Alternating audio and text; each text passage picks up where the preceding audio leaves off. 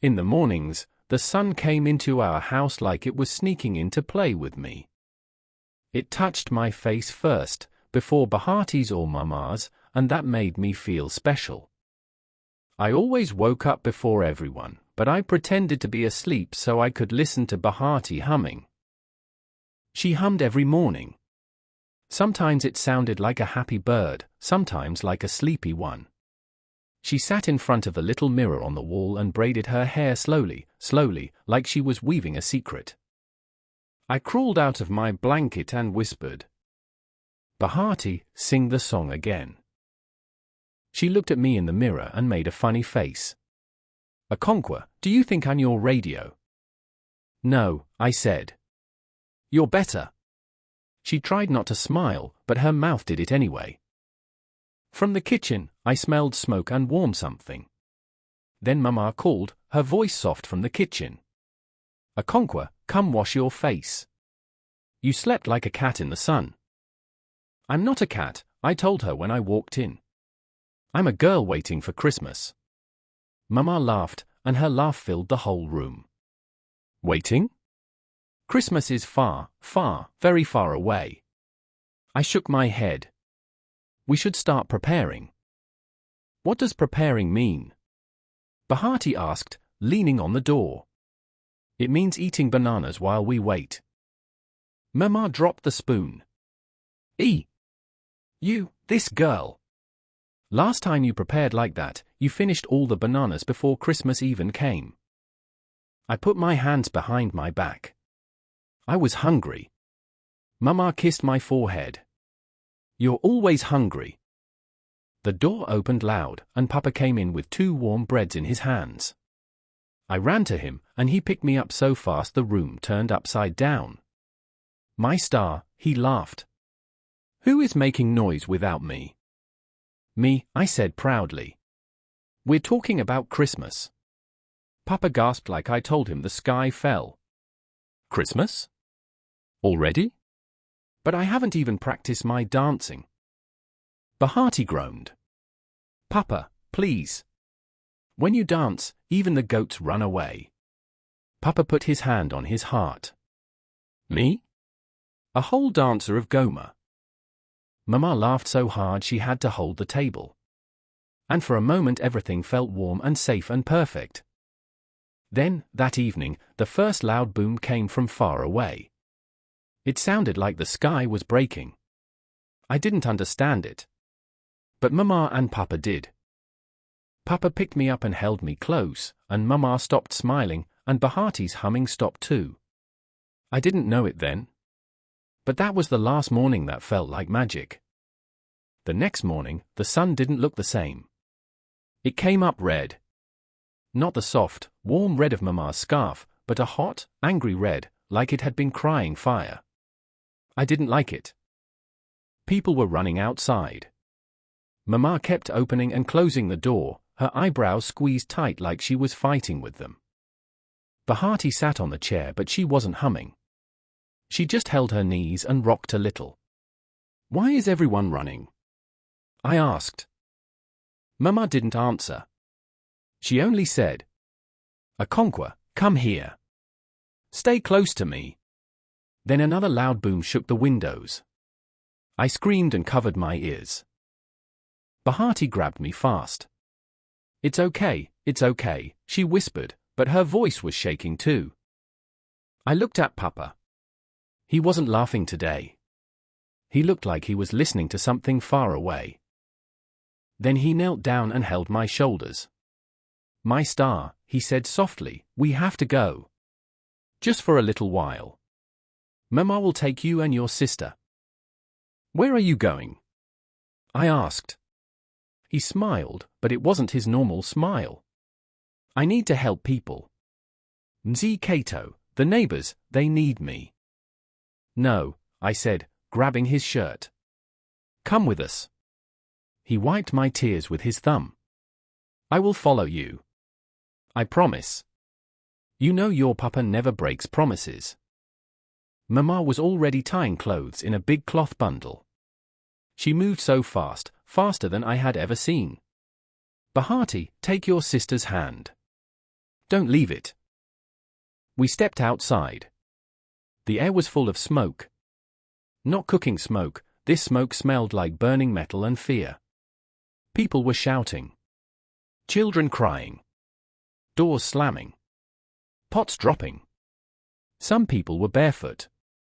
Stay close, Mama said again. I looked back. Papa was still at the door, watching us. He raised his hand. I'll be right behind you, he shouted. Mama pulled me forward. The crowd pushed us. My feet tripped, but Bahati held me tight. Behind us, another boom. I felt it in my stomach. Papa! I cried, but my voice got swallowed by the noise. We kept walking with so many people that it felt like a river made of legs and arms and bags. Everyone moved the same way, forward. Fast. Scared. I kept looking back. I didn't see Papa. We walked for a long, long time. My legs got tired. My eyes stung from smoke. Bahati carried me on her back when I cried that my feet were hurting. I asked Mama again. Where is Papa now?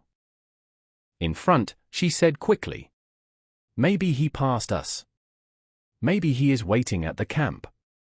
But when I looked at her face, I knew she didn't believe the words her own mouth was saying. We reached a place with many tents and many sad faces. People said it was a refugee camp. I didn't know what that word meant. I only knew that Papa wasn't there. And Mama didn't tie her bundle. She just sat on the ground and held her head in her hands. I crawled onto her lap and whispered, he said he will follow us. Mama kissed my hair. I know. But her tears fell on my cheek. And I knew the sky wasn't the only thing that was angry. People were walking fast, talking fast, crying fast. The ground was dusty and made my toes brown. Mama found a small tent for us. It was hot inside, like the sun lived there. There was no bed, only thin mats that felt like paper. I sat on mine and hugged my knees. Everything felt wrong. Mama didn't cook. Bahati didn't laugh. Papa wasn't here. The next morning, Mama woke up early and went outside with a bucket. She didn't say where she was going. But when she came back, she smelled like soap and river water. Where is Papa? I asked again. Maybe he went to another camp, she said quickly. Maybe he is looking for us. Bahati didn't speak. She just stared at the ground like she was reading something on it. Later, Mama gave us porridge. It was watery and didn't taste like the porridge she made at home. I wanted to say I didn't like it, but Mama's face was tired. So I swallowed it slowly. In the evening, when the sun went down, voices changed. They became whispers. Scared whispers. Far away, I heard gunshots. Lots of them. I crawled into Mama's lap and covered my ears. It's far, she said softly. Very far. But she held me so tight that I could feel her heart beating too fast, like it was trying to escape. Every night, Bahati slept with her back to us, facing the tent wall. I watched her shoulders shake sometimes. She tried to be quiet, but I heard her. She didn't hum anymore. I missed her humming. I missed Papa's morning laugh. I missed the bananas at home. I missed everything. But the thing I missed the most was the feeling of being safe. And every day, when we stood in the long food line, I held Mama's hand and searched the crowd. Because Papa could be in any line. Any tent. Any corner. I looked and looked and looked. But he wasn't there. That night, when Mama thought we were sleeping, she whispered something into her hands. I crept closer and listened. Please, she said. Please let him be alive. Please let him find us. I didn't understand all the words she said after. But I understood one thing. Mima was praying. And she was crying the way people cry when they are trying not to. I went to Bahati and poked her arm. She turned around slowly. Bahati, I whispered, can you tell me about Christmas? She sighed like she wanted to say no. But she looked at my face. Then she looked at Mama's shaking shoulders. And she said, okay, but this is the last time tonight. She scooted closer and wrapped a blanket around both of us. Close your eyes, she said softly. I'll tell you how the Christmas before the war was. And for the first time in a long time, Bahati began to talk. And Mama, even though she faced the other way, I knew she was listening. When Bahati started talking, the tent suddenly felt warmer. Not from the sun. From the memories, okay, she whispered. Do you remember the Christmas before or the bad things happened? I nodded fast. Tell me everything again. She rolled her eyes, but I saw her smile a little. Fine. But don't interrupt me, Akonkwa. I won't, I promised. I always interrupted, but I wanted her to talk. She cleared her throat dramatically the way Papa used to before telling stories. Once upon a time, she began softly, there was a family who had too much fun on Christmas Day. That's us, I whispered. She poked my forehead. You said you wouldn't interrupt. Sorry. She continued. Papa woke everyone up at sunrise because he said if the sun rose without him dancing, the day would be ruined. I giggled. Papa danced like a goat. Bahati tried not to laugh, but she covered her mouth. Yes, he did. He moved his legs like they were not even his. Mama kept saying, Mbumba. Stop embarrassing us. Mama, lying on her mat with her back toward us, made a small sound, half laugh, half sob. I won't, I promised. I always interrupted, but I wanted her to talk. She cleared her throat dramatically the way Papa used to before telling stories. Bahati glanced at her but continued. And Mama cooked her special Christmas chicken. The one with the brown skin and the spicy smell that went all the way outside. My tummy growled. I could almost taste it. And you, Bahati said, tapping my nose, ate all the sweet bananas before lunch. I gasped. No. Only 5. 5 out of 5, she said. We both burst out laughing under the blanket. It felt good to laugh. It felt like we were back home again for a little bit. Then Bahati's voice changed, soft like she was stepping on something fragile.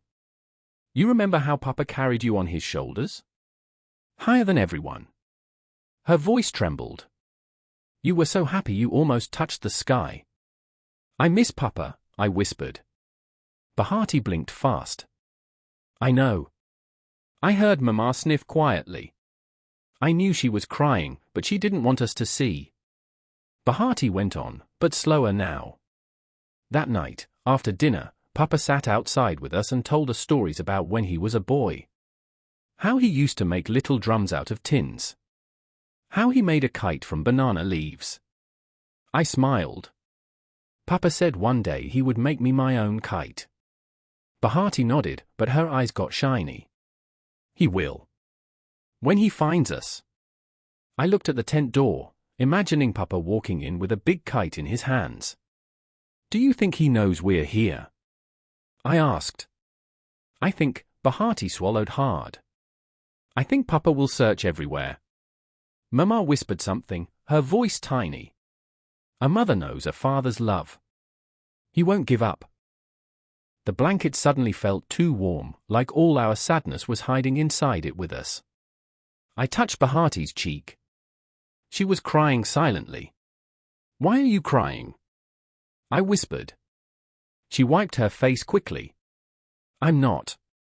The blanket is just dusty. I touched her other cheek. It's crying dust on both sides. She sniffed and laughed a little through the tears. You're silly. Mama finally turned around.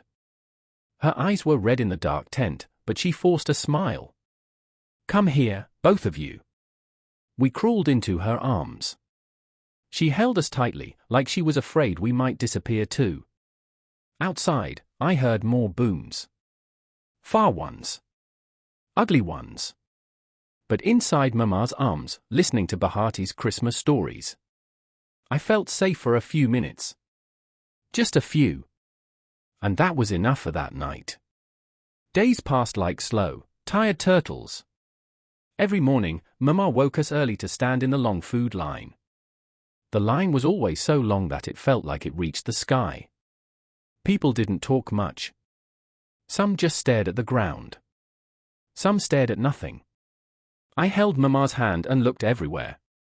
Maybe Papa was in a different line. Maybe he was behind a tent. Maybe he was washing his face somewhere. Every tall man made my heart jump. But every time they turned around, it wasn't him. Mama always squeezed my hand when she noticed me looking. "He will come," she would whisper. But her whisper sounded like she was trying to convince herself too. Christmas was getting close. I knew because the grown-ups kept talking about it. But the camp didn't look like Christmas at all. At home, Christmas had colors. Red, green, gold. And smells, spicy ones, sweet ones, cooking ones. But here, the only smell was dust. And sweat. And sadness. Still, I wanted Christmas to come.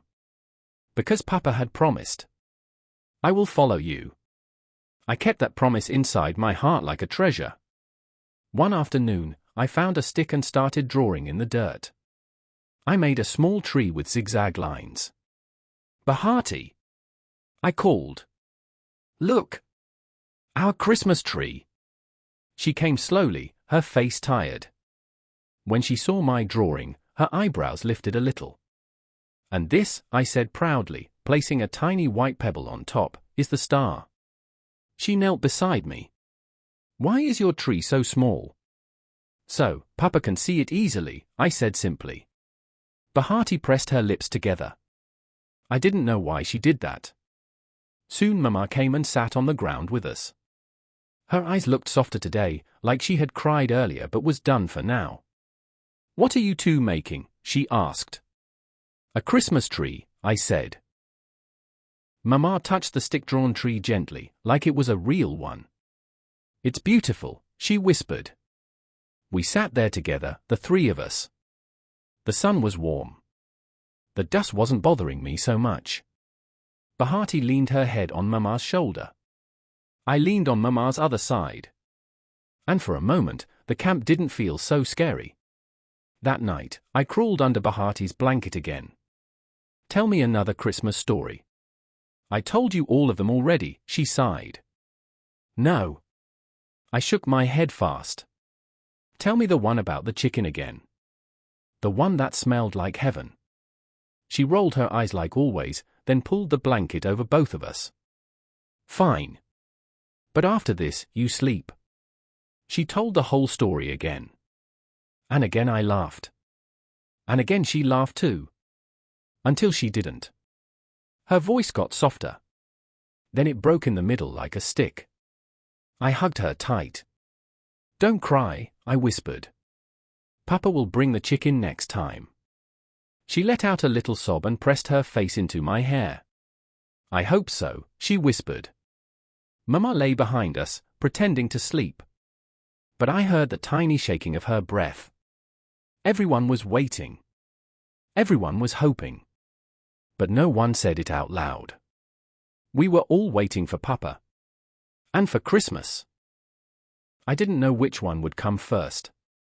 Every morning in the camp felt the same, but somehow, each day was harder than the last. The sun rose, pale and tired, over tents that smelled of smoke, dust, and too many people pressed together.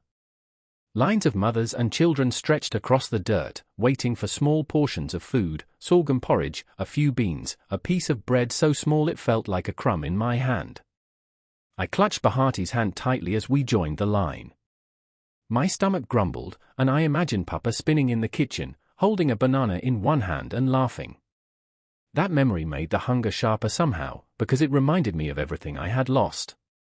Mama walked ahead, her back straight, her face calm, but I could see the shadows under her eyes. She whispered words I didn't understand, prayers I couldn't hear, but I could feel them in the tremble of her shoulders.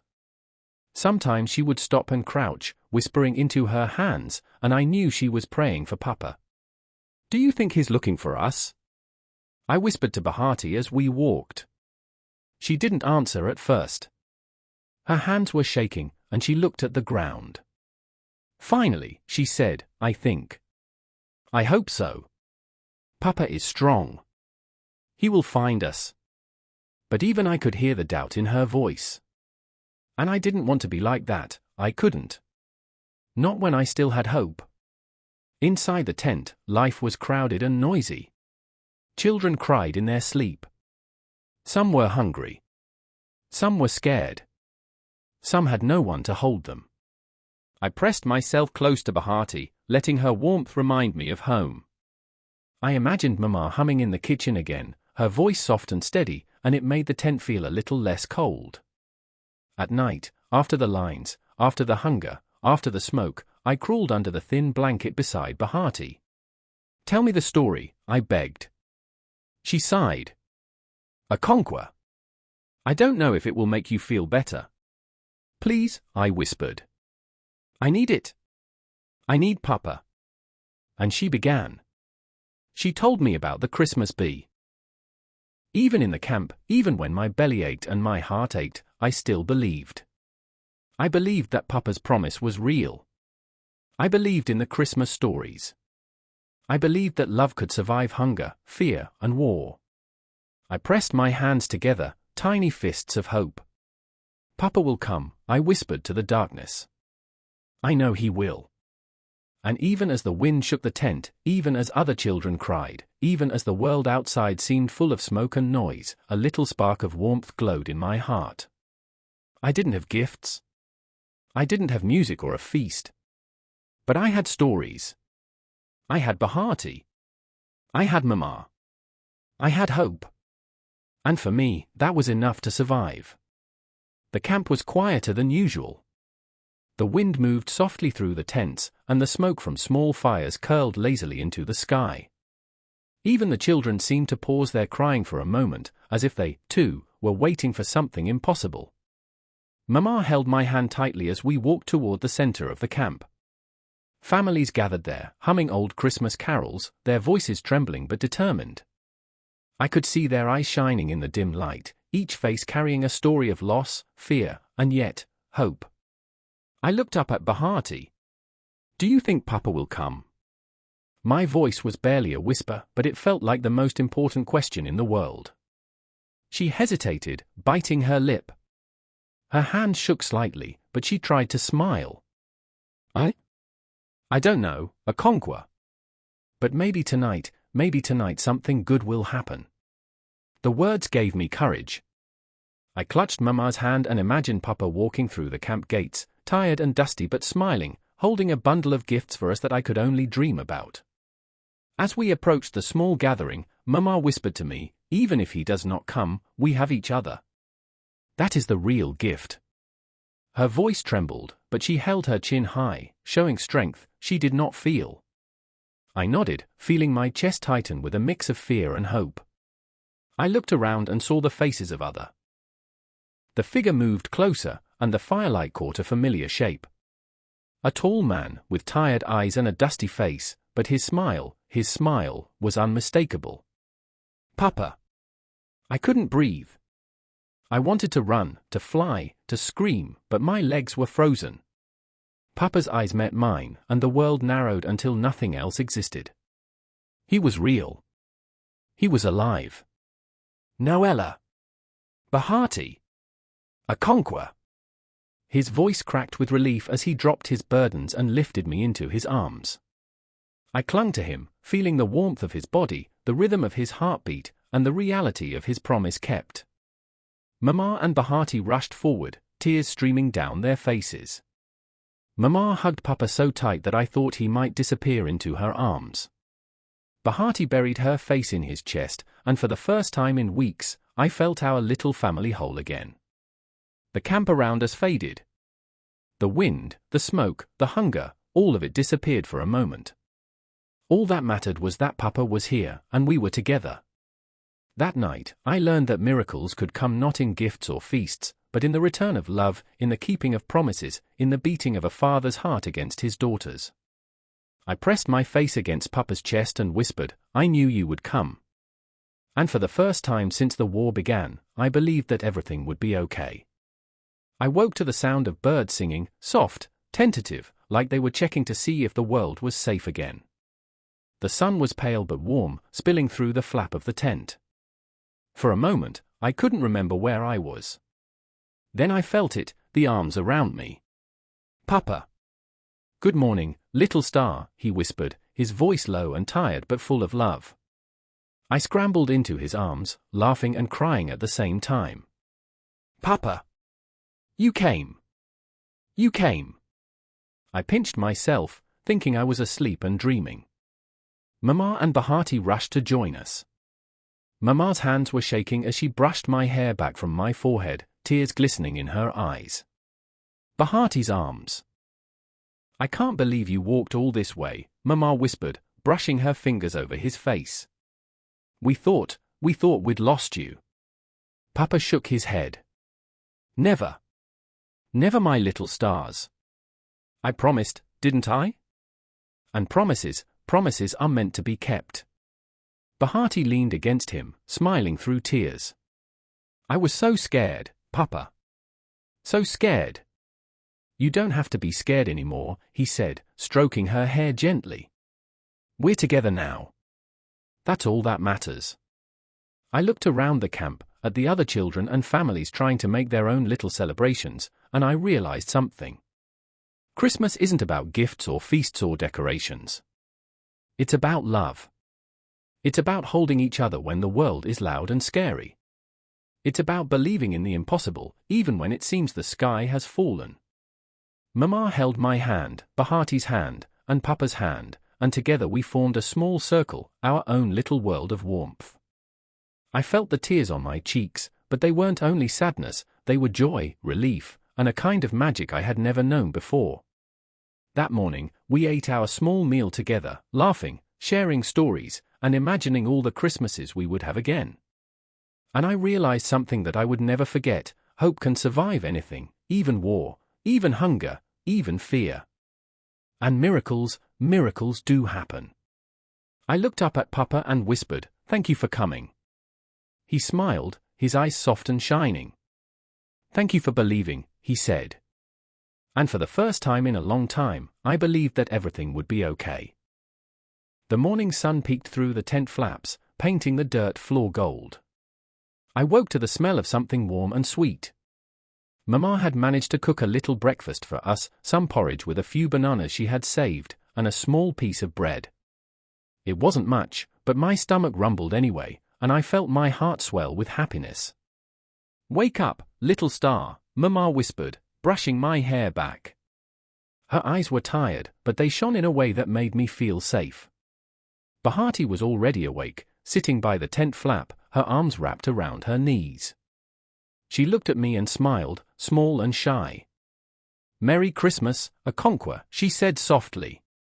I ran over and hugged her. "Merry Christmas," I exclaimed. "I'm so happy we're together." Papa appeared then, carrying a small bundle. "Merry Christmas, my little stars," he said, his voice low but steady. He handed each of us a small piece of bread and a banana. "It's not much, but it's ours." We ate together in the tent, laughing at small things, like when I spilled some porridge on Bahati's dress, or when Papa made a funny face at Mama. The laughter echoed softly through the camp. Even the wind outside seemed to pause, listening. After breakfast, Papa led us outside. "Come on," he said, pointing toward a small clearing near our tents. He had found a few small gifts, some scraps of cloth and string, and he showed us how to make little bracelets and tiny decorations. We weren't making a tree or presents, but it felt like magic to us. Mama hummed quietly as she worked, and Bahati and I giggled, helping as best we could. I tied a string around my wrist, feeling proud of my tiny creation. "Look, Mama! Look, Papa!" I shouted. "You're wonderful, little star," Papa said, lifting me up. I laughed, the sound carrying farther than I thought it could. As the sun began to dip low, painting the sky orange and pink, we gathered near a small fire with some other families. They were singing quietly, and we joined in. Our voices trembled at first. That night, as I lay between Bahati and Mama, with Papa's hand on my head, I whispered into the dark, "Merry Christmas, Papa. Merry Christmas, Mama. Merry Christmas, Bahati. I love you." And for the first time in a long time, I felt the world was full of light. The days after Christmas were quieter, but they were filled with small miracles. Papa stayed close to Mama and Bahati and me, holding our hands as we walked through the camp, pointing out little things we could be grateful for: a patch of sun warming the dirt, a flock of birds above the trees, a neighbor sharing their small portion of food. Mama began singing again, softly, while she cooked whatever scraps we could find. The sound reminded me of mornings in Goma, before the war. Bahati laughed again, sometimes at nothing at all, just because she remembered how it felt to be free. I helped Mama carry water, but I didn't mind. Each trip made me feel strong, like I was helping hold our world together. And Papa? Papa found work wherever he could, helping others in the camp. He never complained. He only smiled when he saw me watching him, and I realized that even the smallest acts of kindness could feel like magic. One evening, as the sun dipped low, painting the sky gold and orange, I sat with Bahati on a small mound of dirt outside our tent. "Do you think we'll have another Christmas like this?" I asked softly. Bahati smiled, brushing the dust from her dress. "I think we'll have the Christmas we make ourselves.